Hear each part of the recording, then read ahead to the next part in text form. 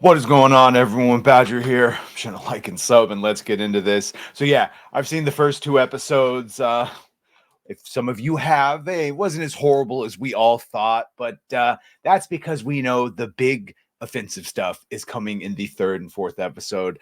I think the most offensive this had, aside from copious amounts of forced diversity, was just it was boring. It was boring, something that a lot of Star Wars projects these days face, but it's also apparently the gayest Star Wars, and I'd have to agree with them, but let's just see. This is the clip that's making it around that's trying a bit of attention.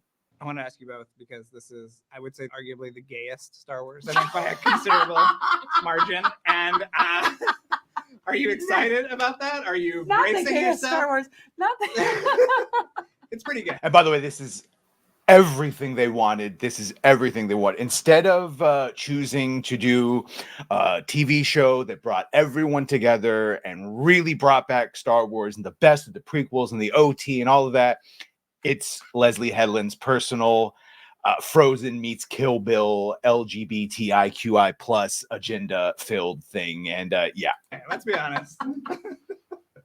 Leslie, how do you feel? Am I gay? Yes. Well, no, I know you are gay, but I'm asking, are you excited about putting this, this is going to be a talking point? Is it going to be a talking point? I'm sure so. Because nerds are gay. Well, Yeah. And yeah, Amandla is fucking forgettable as both characters in the Acolyte, the Wackolite. nerds are very not gay and are very threatened by. And yes, 98+% of nerds are not gay, and the whole nerds are gay. Yeah, they know exactly what they're doing with this. That's true. But Yeah. in my world, nerds are gay. Okay.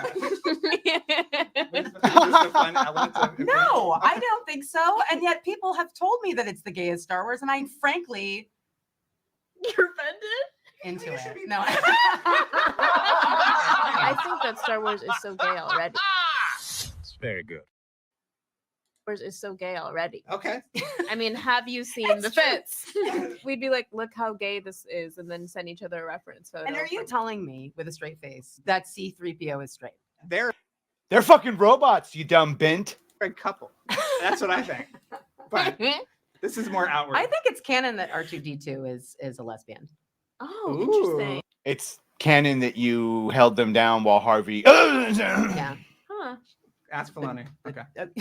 Ask for Can you one. imagine? Yeah, talk to Filoni. Yeah, so that's what they are celebrating instead of just a good show, instead of an amazing story and amazing characters. Spoiler, none of them are amazing and none of them are good. Reviews are in, at least the early ones, and again, we're all sort of saying the same thing. At least the people that saw the first two episodes, the premiere, that is fucking, it's mediocre, it's boring. I hate their depiction of the Jedi. The worst, like, yeah. Could you find examples of Jedi being corrupt and or politics based? Or yeah, you could, but they're going with I can see everything. I can see everything that she's doing. Here's Sam Adams from Slate gave the show a rotten review. He said the show pulls back from its most audacious possibilities in a way that suggests the heavy hand of brand management chipping away at anything that might rock the boat.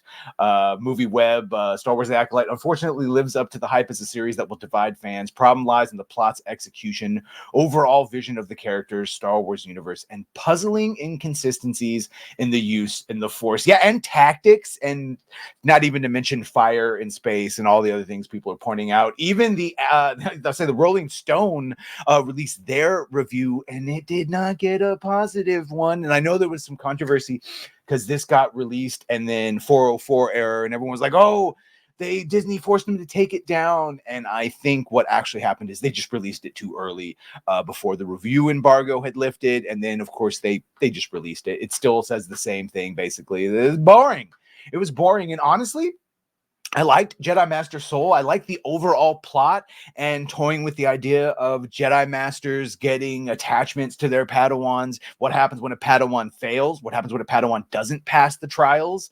We were just having a conversation about that earlier. Again, though, as with anything that could have been good is lost because of DEI and an agenda. And yeah, not a straight white man in this. The one that looked copiously or conspicuously like a RK Outpost with a scar. But other than that, just diversity Star Wars edition. And the big one that everyone's talking about is, of course, Chris Gore, who came on Geeks and Gamers in the morning. And he said sort of what Alan Ing had also said, is that the third episode is the one that drops. And here he said, I'm not going to play it because I'll get into the trap of watching the whole thing because it is addicting watching Chris's reaction. But he says, I'll just say this. The first 2 episodes are pretty basic, and they were. It was very basic. They get you into the story and the world. Episode 3, I'm warning you now, is going to completely lose everyone. This is, of course, where Alan Ing was talking about the fact that that's the episode that is going to lose anyone that's left. Anyone that's left over from OG days, this is where you will be exiting. This is our timeless children, I believe he said. So episode 1 and 2, whatever, it's fine. Episode 3 and 4, get ready for pronouns in Star Wars. It's happening. And I will notice in the first one, one of the Jedi does tell Osha that you lost your mothers, plural. So, yeah. The long and short of this is, because I won't belabor the point, they are going to make the Force female, and we are going to get immaculate conception. And you think, oh, we've had immaculate conception. That's Anakin. That's the chosen one. No, we're going to get immaculate conception between 2 Force-sensitive, lesbian, regal witches. Yes, yes. And I'm convinced that that's actually the mother. She plays one of the regal witches hiding out from the Jedi, and everything will be blamed on the Jedi. And of course, Jedi are just, I don't know, a stand-in for white patriarchy or something like that. So, yeah.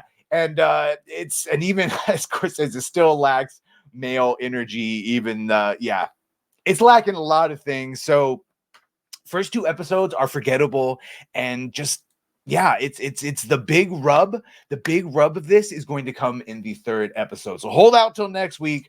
Otherwise, all we can do is guess. But yeah, based on everything that we've seen, I have no reason not to think that 100% the Force will 100% be made female in canon of Disney. And Anakin's immaculate conception as the chosen one will be nullified by the fact that the Force witches can force scissor and make a child. So yeah, that'll be fun. Thanks, Leslie. Anyway, let me know what you think of this. Did you watch the first 2 episodes? What you thinking? Did you have a favorite?